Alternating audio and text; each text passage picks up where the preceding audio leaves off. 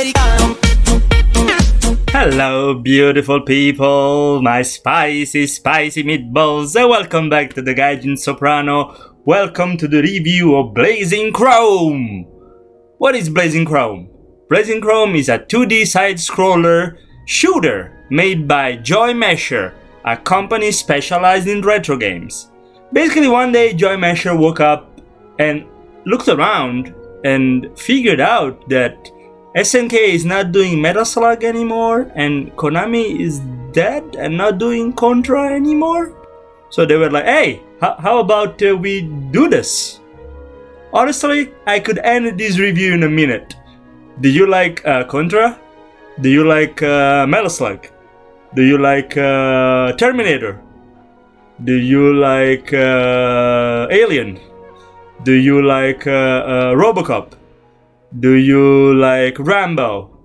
Do you like the 80s? Do you like cocaine?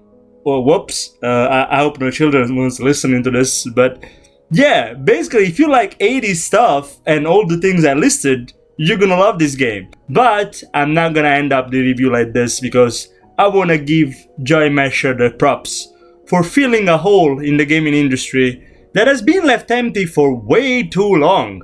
So let's dive right in. Blazing Chrome! The game is set in a mysterious 2100 XX year in the future. Boy, we came a long way. I still remember when the old Mega Man games on NES used to talk about the year 2000 XX, but that aside, that just means I'm getting old. So, 2100 XX, humanity is facing extinction. The machines are winning the war, and you, Mavra, a blonde woman that looks a little bit like Sarah Connor in Terminator, are humanity last hope to live another day. Yeah, I know, you heard this story before, but it's fine. This game is not about the story. It's about bombastic action. It's about chewing gums and kicking machine asses across 6 levels, alone or with your friends in multiplayer. The setting, the look of the game, and the basic mechanics of the game are heavily inspired by Contra, but the game also borrows some elements from Metal Slug and adds its own spice to them, some original elements. Other than being able to shoot in a direction, when an enemy is close enough, you can knife them with a melee attack, just like in Metal Slug. And also like in Metal Slug, in certain levels, you can board on certain machines, mechs machines in this game, which have a separate life bar, so they give you a better shot at surviving a longer time in what is a really tough game. Now, Blazing Chrome would have been fine even if it was just a copycat of Contra, Metal Slug, because as I said, there isn't as many of those games around anymore. But Blazing Chrome does introduce some new element to those games. Here you have the ability to roll, which allows you to go under bullets or certain enemy attacks. You have power-ups called bots. You have a shield bots that gives you the ability to absorb a couple of attacks. You have a speed bot that obviously makes you faster, but also allows you to double jump so you can reach other area in the maps. And then you have the ability to deploy a small bot that shoots with you, so increases your firepower. The game has also a good variety of weapons, ranging from your classic machine guns, grenade launchers, lasers. The 6 levels have good variety. You have train levels, levels where you ride a bike that also remind of Contra, flying into space, kinda like Space Harrier, Star Fox, Panzer Dragoon-like level. You have a Tron-inspired level in terms of look, level that develop more vertically instead of horizontally.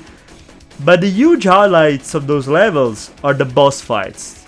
Those huge ass monsters, they usually have several faces to beat, and they can be really tough but also really satisfying once you beat them and you take them down. Now that I talked about the gameplay, let's move to the soundtrack and the look of the game. The soundtrack is your fast-paced, alien-y, metallic soundtrack you would expect in a Contra-like game. They're really 80s inspired stuff. And I have to mention the vocal host that is at the end of the game during the credits. It's really good stuff, man. It's stuff that would fit perfectly at the end of a Stallone or Schwarzenegger movies, where you maybe can see Stallone riding away on his bike type of soundtrack. Regarding the look of the game, I have to commend the developers of this game, because sometimes these days 2D games, some studio decide to go with a 2.5D polygonal style of graphics, but in this case they made the right choice. They went with 2D sprite based pixel art graphics, which really reminds you of those old SNES and Genesis games. Now that I talked about everything I like in this game, there are some bad notes. One of them, the gameplay, the commands, sometimes are unreliable. The knife system I talked about, which is taken from Metal Slug, it doesn't work as good as Metal Slug. In Metal Slug, each and every time you're facing your enemy in the right direction, no matter how many enemies come at you, no matter how fast they come at you, you will always knife them. In this game, sometimes, and I don't know if it's a problem with the input lag on PS4, which is the version I played, sometimes when multiple enemies come at you, even if you're facing them, the knife would just not come out. And you would die because of that. And in a game like this, which is already tough, having sometimes unreliable response in the commands, in the inputs, can be really, really annoying. The other slight bad note, which is not really that big of a negative, but if before I mentioned how the levels are pretty varied and different between them, at the same time they are clearly heavily inspired by other games you might have already played.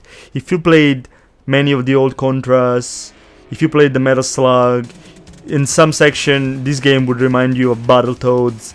The levels are really nothing new under the sun. The game is extremely tough, as I said, but at the same time it's more lenient than those older games it takes inspiration from. You have infinite continues, and each and every level is split in different sections. So as long as you make it to the end of those sections, you will have a checkpoint. So if you die, no matter how many lives or continues you end up spending, you will always restart from the beginning of those sections, instead of restarting from the very beginning of the level. The game is fairly short. It will probably last you between 2 or 3 hours according to which level of difficulty you select. But upon beating the game, you would unlock an hardcore mode if you really hate yourself and you want to feel bad at video games. You will unlock more playable characters, a boss rush mode, and a mirror mode that allows you to play the same levels but inverted. In conclusion, the game is the best Contra Metal Slug-like game on the market in these days, which is not a small feat. Thank God somebody thought that these type of games still deserve to be released. There is still an audience for those. I am one of those. I want more of these games. And I'm happy that somebody still thinks that the 80s are the best decade ever, which they are. So now put your bandana on and kill them toasters. If you like this video, maybe consider registering to the channel and check out my other videos. And maybe register to my Twitch and check my streams. See you soon, guys. Ciao!